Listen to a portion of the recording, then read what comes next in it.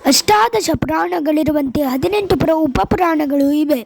ಈ ಉಪಪುರಾಣಗಳು ರಚನೆಯ ಕಾಲ ಅಂದಾಜು ಕ್ರಿಸ್ತಶಕ 650ರಿಂದ 800ರ ನಡುವೆ ಎಂದು ವಿದ್ವಾಂಸರ ಅಭಿಪ್ರಾಯ.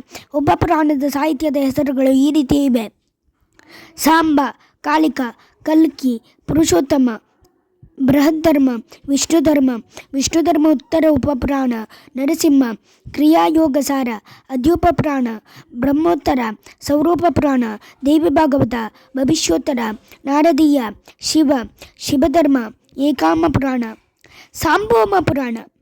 ಇದರಲ್ಲಿ 84 ಅಧ್ಯಾಯಗಳಿದ್ದು ರಚನಾಕಾಲ ಸುಮಾರು ಕ್ರಿಸ್ತಶಕ 500ರಿಂದ ಕ್ರಿಸ್ತಶಕ 800ರ ಮಧ್ಯದ ಅವಧಿಯಲ್ಲಿ ಇರಬಹುದೆಂದು ಪಂಡಿತರ ಅಭಿಪ್ರಾಯಪಟ್ಟಿದ್ದಾರೆ.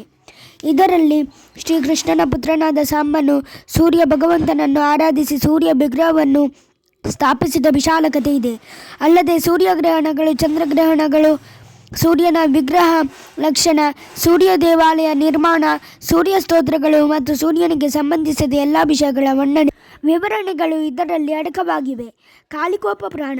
ಈ ಪುರಾಣವು ಕ್ರಿಸ್ತಶಕ 700ರಿಂದ 12,000ರಲ್ಲಿ ರಚಿಸಲ್ಪಟ್ಟಿರಬಹುದೆಂದು ಸಂತೋಷನ ಅಭಿಪ್ರಾಯವಾಗಿದೆ.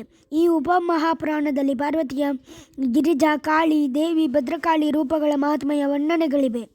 ಶಿವ ಪಾರ್ವತಿಯ ವಿವಾಹ, ಸತಿಯ ಪ್ರಾಣತ್ಯಾಗ, ದೇವಿ ಪೂಜಾ ವಿಧಾನ, ಕಾಮಾಕ್ಷಿ ಮಂದಿರದ ವರ್ಣನೆಗಳಿವೆ. ಈ ಉಪಪುರಾಣದ ರಚನಾಕಾಲ ಕ್ರಿಸ್ತಶಕ 700ರಿಂದ ಕ್ರಿಸ್ತಶಕ 12,000ರಲ್ಲಿ ಇರಬಹುದೆಂದು ವಿದ್ವಾಂಸರ ಅಭಿಪ್ರಾಯವಾಗಿದೆ.